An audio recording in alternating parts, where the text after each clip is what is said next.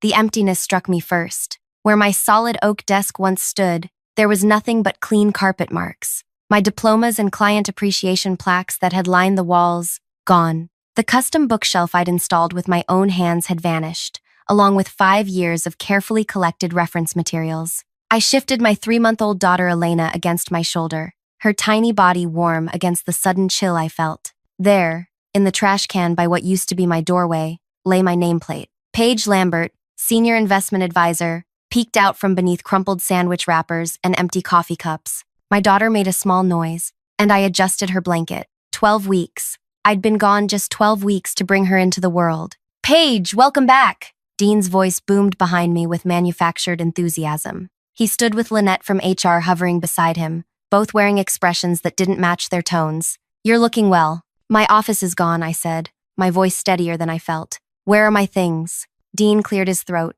"Yes, well, we've had some structural modifications while you've been away. The board voted on departmental changes last month." Lynette stepped forward, clipboard clutched against her chest. "We've had to make some adjustments to team compositions. Your responsibilities have been redistributed among the team for efficiency purposes." The truth hit me as Elena squirmed against my shoulder. While I was bringing new life into the world, they had systematically erased mine here. I'd been the only female senior advisor in the investment division for 3 years. My client portfolio generated nearly 40% of our annual revenue. Last quarter, before my leave, I'd broken the company record for new client acquisition. "Redistributed," I repeated, the word tasting bitter, "and my personal belongings?" "In storage," Lynette offered quickly. "We can have them delivered to your home. Or," she hesitated, exchanging glances with Dean, "we can discuss transitioning you to another department, perhaps something less demanding for a new mother." Elena's tiny hand grasped at my collar, and I inhaled deeply. I thought back to that morning 8 months ago, the same day I discovered I was pregnant. I had accidentally overheard Troy and Philip, 2 junior advisors, talking in the stairwell when they thought they were alone. "Once she has that kid, she'll be useless here," Troy had said. "Sleep-deprived and distracted. Garrett already thinks her clients should be redistributed," Philip had added. "Says a woman with a newborn can't give them the attention they deserve. Once she pops out that kid, she'll be too exhausted to fight back." They never knew I was there, 3 steps above them, hand frozen on the railing. Before I continue sharing what happened next, let me take a moment to connect with you. If you're finding this story resonates with you in any way, please hit that like button. Your support means everything, and I promise this story takes turns you won't expect. Subscribe to follow my journey, and leave a comment sharing if you've ever faced workplace challenges after a major life event. Now, back to what happened that day in my former office. My name is Paige Lambert. Before having Elena, I worked 70-hour weeks building a client base most advisors would sell their souls for. I was methodical, detail-oriented, and ruthlessly organized. Some colleagues called me the librarian because I documented everything, but that meticulousness had earned me the top spot in client retention 3 years running. What they didn't know was that growing up with a single mother who worked 3 jobs had taught me to never take security for granted. Mom always told me, "Paige, this world will try to convince you that you can be a mother or successful, but never both. Your job is to prove them wrong." When I first joined the firm, I was one of 17 new advisors. Within 2 years, only 4 remained, and I ranked at the top.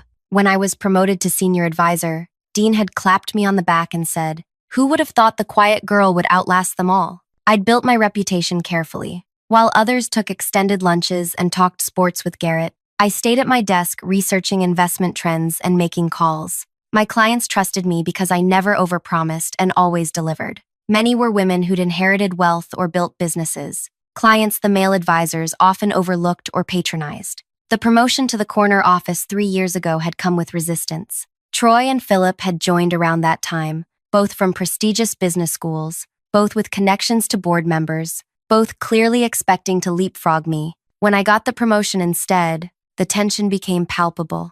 "We need to discuss your transition plan," Dean said now, pulling me back to the present. Given your new circumstances, I studied him carefully. Dean had been my mentor once. Back when I was still a novelty, he could take credit for discovering. His enthusiasm had waned proportionally with my success. "Where are Troy and Philip?" I asked. "They've taken over your top client accounts," Lynette answered, then immediately looked like she regretted the candor. "Temporarily, of course. for continuity during your absence. I see. I adjusted Elena again. And has anyone informed my clients of this change? Dean shifted his weight. We sent out standard notifications. Most have been understanding about the transition. Most? He cleared his throat. There have been some questions. But change is always an adjustment period. The elevator doors opened, and Garrett stepped out, halting when he saw me. At 57, our CEO maintained the appearance of someone 10 years younger, with carefully maintained silver hair and tailored suits. He recovered quickly,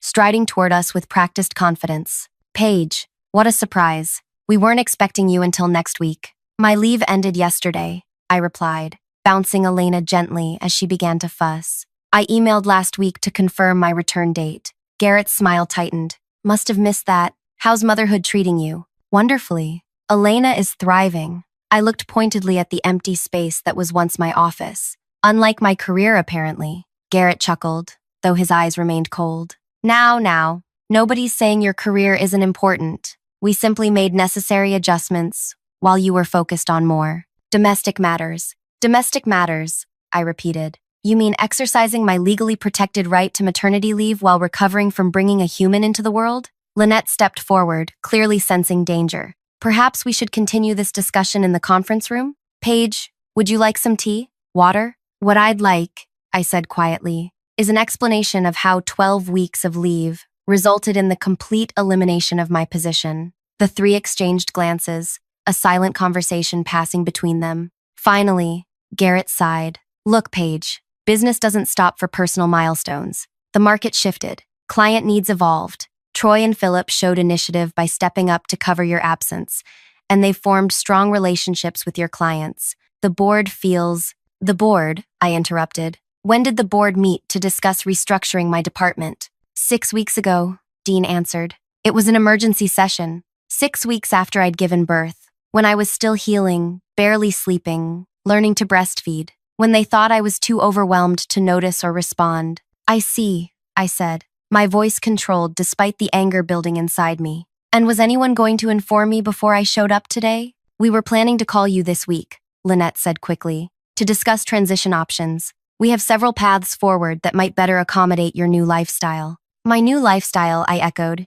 You mean being a mother? Being a parent changes priorities, Garrett said with false sympathy. We understand that. The demands of this position, the travel, the evening client meetings, the constant availability, those don't align well with having an infant at home. Elena began to cry in earnest now, as if sensing the tension crackling in the air. I soothed her automatically, my mind racing through implications and options. The law prohibits discrimination against new mothers, I said finally. Garrett's smile turned cold. Nobody's discriminating, Paige. This is a business decision based on client needs and company direction. We're offering you alternative positions within the organization, aren't we? That's hardly discrimination. I looked at the three of them, Garrett with his calculated charm, Dean avoiding my eyes, Lynette nervously tapping her pen against her clipboard, and understood with perfect clarity what had happened. They had planned this from the moment I announced my pregnancy. They had waited until I was at my most vulnerable,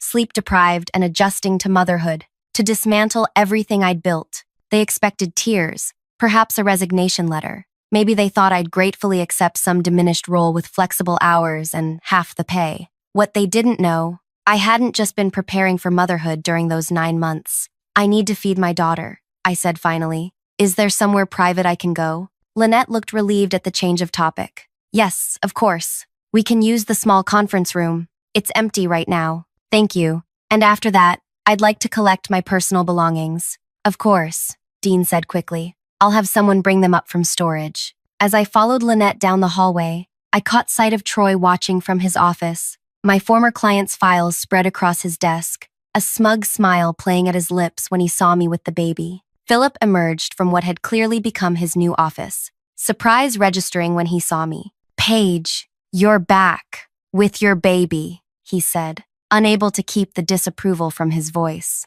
Just briefly, I replied with a calmness I didn't feel. I'm here to collect some things. His relief was palpable. Well, great to see you. We should catch up sometime. Definitely, I said, knowing we wouldn't. We have plenty to discuss. As I settled into the conference room chair to feed Elena, my phone vibrated with a message. I checked it while Lynette excused herself, promising to return with my belongings. The message was from my former assistant, Meredith. They're all in the executive meeting. Operation Sunrise is ready when you are. I smiled down at my daughter as she nursed. They think mommy's been changing diapers and watching baby shows for 12 weeks, I whispered to her. They have no idea what's coming. I closed my eyes, remembering the day I discovered I was pregnant. After overhearing Troy and Philip in the stairwell, I hadn't confronted them. Instead, I'd gone back to my office, closed the door, and made 3 phone calls. The first was to my college roommate Isla, now a labor attorney, specializing in pregnancy discrimination.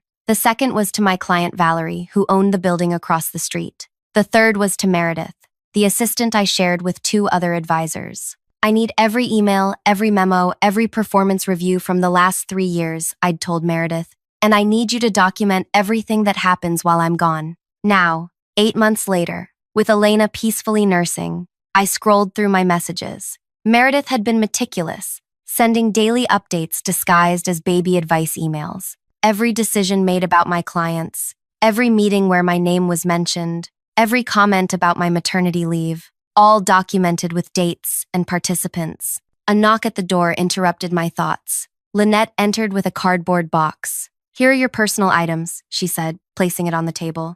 Is there anything else you need? I glanced at the box. It contained my framed degree, a plant that had somehow survived, and a few desk trinkets. None of my files, none of my research notebooks. My client files, I asked? My research journals? The contact lists I maintained? Lynette shifted uncomfortably. Those are company property, Paige. All client information belongs to the firm. I understand. And my personal notes? The investment strategy templates I developed? I'll have to check on those, she said, not meeting my eyes. I nodded, knowing exactly where they were, divided between Troy and Philip's offices, being mined for insights they'd claim as their own. The templates I'd spent weekends perfecting were probably already rebranded with their names. When you're finished, Garrett would like to meet with you to discuss next steps, Lynette added. He has some ideas for roles that might be appropriate for your situation. Elena had finished nursing. I carefully buttoned my blouse and lifted her to my shoulder to burp her. I appreciate that, I said.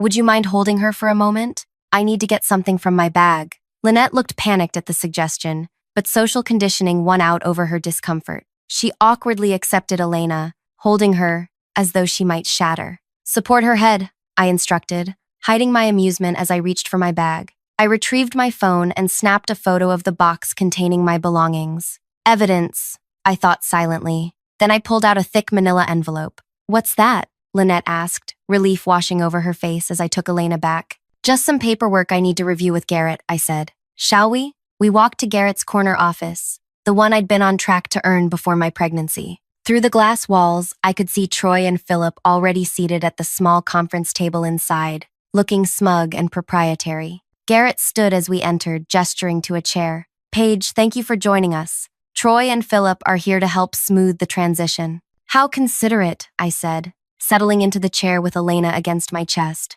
Troy winced slightly at the sight of my baby. Maybe we should have this conversation when you can focus fully, without distractions. Elena isn't a distraction, I replied calmly, and I'm quite capable of multitasking. I did manage a 40-client portfolio while growing a human. After all, Philip forced a laugh. Always the overachiever, Paige. But seriously, parenthood changes priorities. We've had to step up in your absence, and the clients have responded positively to the continuity we provide. Continuity, I repeated. Interesting choice of word for taking over my client relationships while I was on protected leave. Garrett cleared his throat. No one's taking over anything permanently. We're discussing redistribution of responsibilities to better serve the clients and accommodate your new circumstances. My circumstances, I said, stroking Elena's head. You keep using euphemisms. Let's be direct. You think I can't perform my job at the same level because I'm a mother now. It's not personal, Paige, Troy interjected.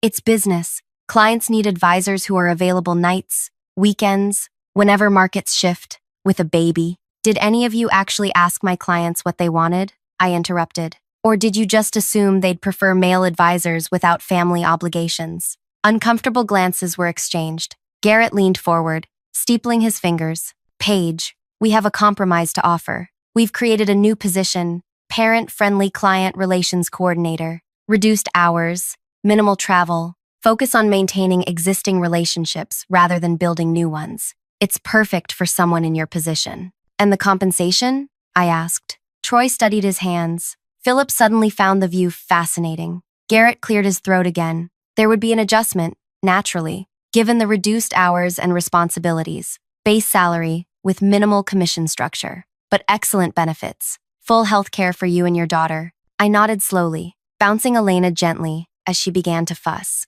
So, to clarify, you've eliminated my position, redistributed my clients, and now offer me a role with less responsibility, reduced hours I didn't request, and significantly lower compensation. It's a generous accommodation, Garrett insisted. Many companies wouldn't even go this far. Many companies follow federal law protecting new mothers from exactly this type of discrimination. I countered. Garrett's expression hardened. No one's discriminating against you, Paige. Business needs changed. We're making you an offer that balances company requirements with your new reality as a mother. I studied each face around the table. Garrett, confident in his power and certain of my limited options. Troy and Philip, barely containing their triumph. Lynette, uncomfortable but unwilling to challenge the status quo. I'd like to review the specifics of this new position, I said finally. Do you have a formal offer letter? Relief washed over their faces. Garrett nodded to Lynette, who produced a folder. All the details are here,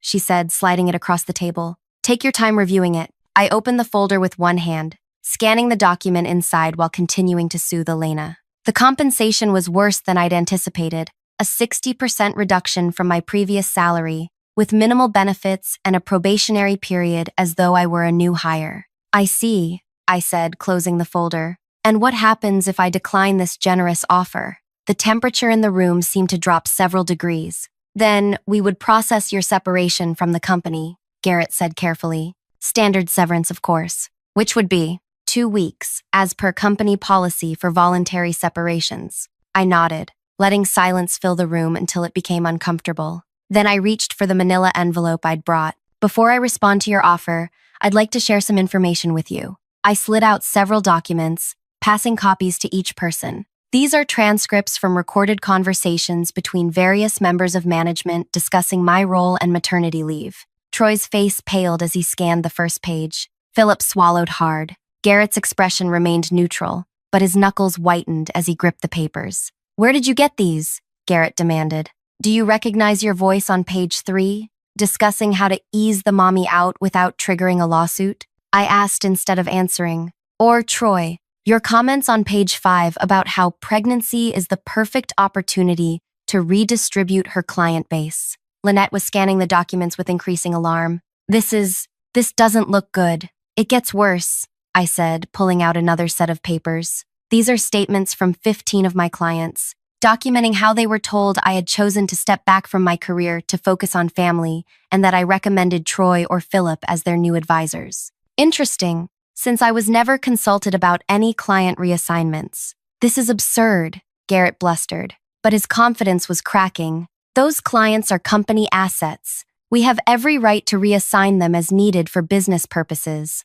True, I agreed. But fraudulently representing my intentions to those clients is another matter entirely, as is the systematic dismantling of a female employee's career during protected maternity leave. Elena began to cry in earnest. I stood, pacing gently while patting her back. The men looked increasingly uncomfortable with the crying baby, which suited me perfectly. What exactly are you implying? Garrett demanded. I'm not implying anything. I'm stating facts. You orchestrated the elimination of my position while I was on protected leave. You made deliberate misrepresentations to my clients. You're now offering me a position with substantially reduced compensation and responsibility as your only option. I paused, letting Elena's cries fill the silence. Classic pregnancy discrimination, textbook retaliation, with a dash of fraud thrown in. You're threatening us, Philip said, voice tight. I'm informing you, I corrected. There's a difference. Garrett pushed the papers away. What do you want, Paige?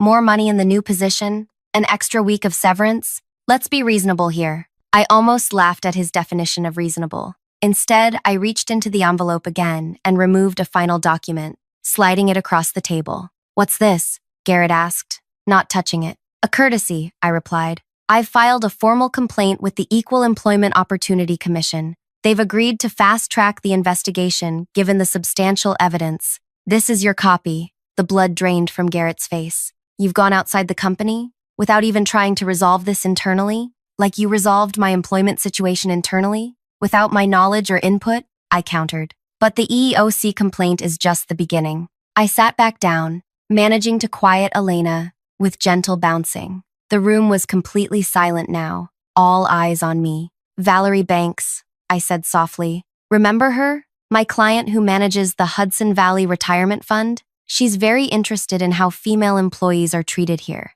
as is Jonathan Reed at State Investment Board, and Patricia Moore, who handles the Teachers' Pension Fund. All clients I brought to this firm, all managing billions in investments, all deeply committed to ethical corporate practices. Philip looked like he might be ill. You contacted our clients about an internal matter? No, I said. They contacted me when they received notifications that I was stepping back. They were concerned about the discrepancy between what they were told and what they know of my character. Garrett tried to regain control of the situation. This is completely unprofessional. Whatever grievances you have should be handled through proper channels. I agree, I said, rising again as Elena fussed. That's why I've followed every legal protocol to the letter. My attorney has been quite thorough. Your attorney, Lynette repeated faintly. I nodded, swaying gently with Elena. You didn't think I spent my entire maternity leave just changing diapers, did you? I also had plenty of time to document, plan, and consult experts while feeding my daughter at 3 a.m. I gathered my papers, tucking them back into the envelope. I'll leave you all to discuss. I believe you have some decisions to make. Where are you going? Garrett demanded. We're not finished here. I am, I said simply. For now. I'll be back tomorrow at 9 a.m. to hear your response. I suggest you use the time wisely to consider your options. They're more limited than you might think. As I turned to leave, Troy finally found his voice. You can't just walk away from this. I paused at the door, looking back at the 4 stunned faces. I'm not walking away. I'm just giving you time to realize what you've done and what's coming next. I stepped into the hallway where Meredith waited, exactly as planned. She beamed at Elena and then at me. Conference room C is ready, she whispered. They're all waiting. Who's all waiting? Philip called from behind me, having followed me to the door. I smiled, not bothering to answer as I walked away with Meredith, leaving them to wonder exactly what forces I had marshaled against them during my 12 weeks away. Conference room C was the largest meeting space in the building, typically reserved for client presentations and board meetings. As Meredith opened the door for me, I stepped into a room filled with familiar faces, 15 of my most significant clients, sitting around the massive table. Valerie Banks, the investment director for the Hudson Valley Retirement Fund, rose immediately. There she is, she announced, her voice warm as she approached to peek at Elena. And this must be the little one we've been hearing about. Thank you all for coming, I said, genuinely moved by their presence. I appreciate your time on such short notice. Jonathan Reed, who managed the State Investment Board's portfolio, nodded seriously. When we received those strange notices about your career change, we had questions. Your email invitation clarified a lot. Patricia Moore, representing the Teachers' Pension Fund, didn't bother with pleasantries. So they really did it. They dismantled your entire operation while you were out having your baby. They did, I confirmed, taking the seat Meredith had pulled out for me. They redistributed my clients, removed my office, and are now offering me a dramatically reduced role at less than half my previous compensation. Murmurs of disapproval spread around the table. These weren't just clients. Many had become friends over years of working together. They trusted me with billions in investments, retirement funds that affected thousands of people's lives. I wanted to meet with you directly, I continued, because you deserve to know what's happening. The firm has told you I chose to step back from my career. That was never true. We figured as much, said Gregory, who managed investments for a hospital network. You've never done anything halfway in the 5 years I've known you. I shifted Elena to my other arm, and Patricia immediately offered to hold her. I handed my daughter over, watching as this formidable woman who controlled billions in assets melted into baby talk. While I was pregnant, I explained, I discovered plans to push me out during my leave. Instead of confronting them immediately, I made preparations. I nodded to Meredith, who distributed folders to everyone present. These packets contain 3 things: documentation of what's happened, a summary of the legal actions I'm pursuing, and most importantly, an invitation. The room grew quiet as they opened their folders. Lambert Advisors. Jonathan read aloud from the elegant prospectus inside. You're starting your own firm? Yes, I said simply. Across the street, in fact. Valerie owns the building and has offered favorable lease terms for the entire 16th floor. Valerie smiled, still focused on reviewing the documents. The views are better than from this building anyway.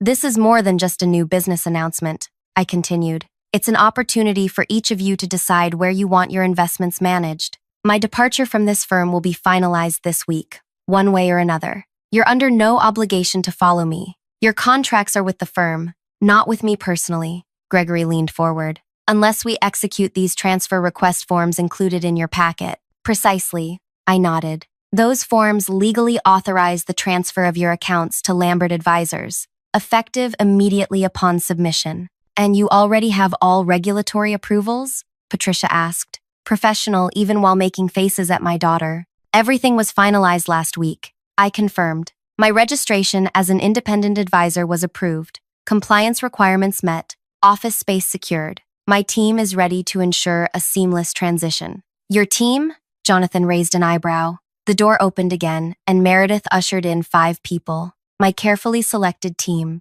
recruited over the past 3 months. Meet the founding members of Lambert Advisors. Zhao from Quantitative Analysis, Darren from Client Services, Nina from Compliance, James from Operations, and of course, Meredith, who will be our office manager. Recognition dawned on several faces. All had worked at my current firm until recently. All had resigned in the past week. You've been planning this for some time, Valerie observed, impressed. Since the day I found out I was pregnant and overheard my colleagues plotting to use my maternity leave against me, I acknowledged. But what began as a contingency plan became necessary when I returned to find my position eliminated. I circulated the room, speaking individually with each client, while Elena was happily passed between several who were also parents. These weren't just business relationships. These were people who'd trusted me through market volatility, who'd celebrated my pregnancy with genuine joy. After 30 minutes of conversation, Jonathan stood, holding up his signed transfer form.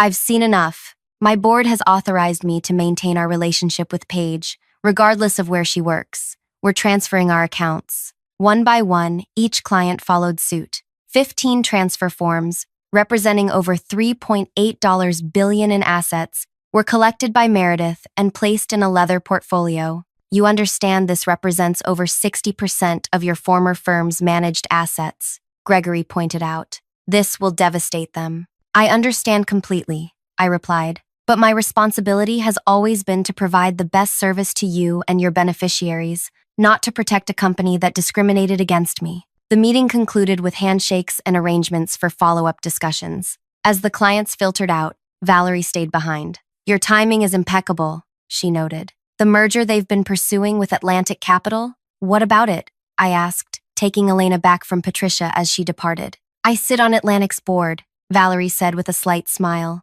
The vote is tomorrow. They've been banking on this merger to fund their expansion plans. When we learn about this mass client exodus and the legal complaints, she didn't need to finish the thought. The merger would collapse. As the room emptied, Meredith approached with her tablet. Garrett's called an emergency executive meeting. Troy and Philip are panic texting their contacts at the board. They know something's happening, but not exactly what. Perfect timing, I said. Let's proceed with phase 2. We walked deliberately through the office, Elena sleeping peacefully against my shoulder. Heads turned as we passed. Word was spreading. The sight of me confidently striding through with Meredith, directly toward the executive conference room, created exactly the tension I'd anticipated. I could see them through the glass walls. Garrett, Troy, Philip, Lynette, and 4 board members, engaged in heated discussion. Meredith knocked and opened the door without waiting for a response. Garrett stopped mid-sentence. This is a private meeting. I apologize for interrupting, I said, not sounding apologetic at all. But I believe you'll want this information immediately. I nodded to Meredith, who placed the leather portfolio on the table. What is this? Demanded Howard, the board chairman. Transfer requests, I said calmly. 15 of your largest clients, representing approximately $8 billion in managed assets, are moving their accounts effective immediately. The room erupted in chaos. Troy grabbed the portfolio, flipping frantically through the forms. Philip went pale. Garrett slammed his hand on the table. This is corporate sabotage, he shouted. This is client choice? I corrected. Each has independently decided where they want their investments managed. I simply provided them with the information and documentation they needed to make that choice. You solicited our clients, Philip accused. That violates your employment agreement. I've reviewed Miss Lambert's agreement thoroughly, came a voice from the doorway. Isla, my attorney and former roommate, stepped into the room. She's violated no contractual obligations.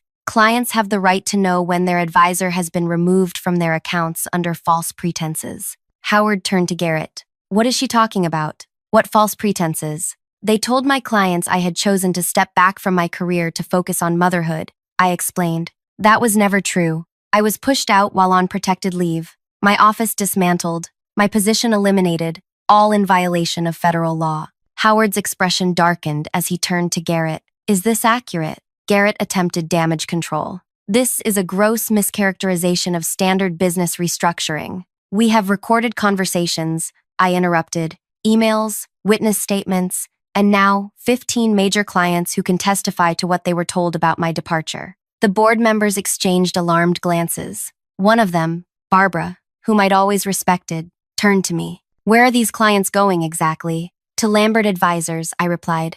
My new firm, which opens officially tomorrow, across the street. Troy looked like he might lunge across the table. You planned this all along. No, I said, my voice steady. You planned to eliminate me all along. I simply prepared for that possibility. There's a difference. Howard held up his hand to silence Garrett, who was still protesting. Miss Lambert, what exactly do you want? Nothing from this company, I answered honestly. My clients have made their decisions. My team is in place. My business is ready. I'm here as a professional courtesy to inform you directly of the significant asset transfer that's about to impact your books. And the legal complaints? Lynette asked quietly. Those will proceed regardless. Pregnancy discrimination and retaliation are serious violations that affect more women than just me. Those cases need to be pursued to their conclusion. Elena stirred against my shoulder, making tiny noises that signaled she would wake soon. I bounced gently, soothing her back to sleep. I should go, I said.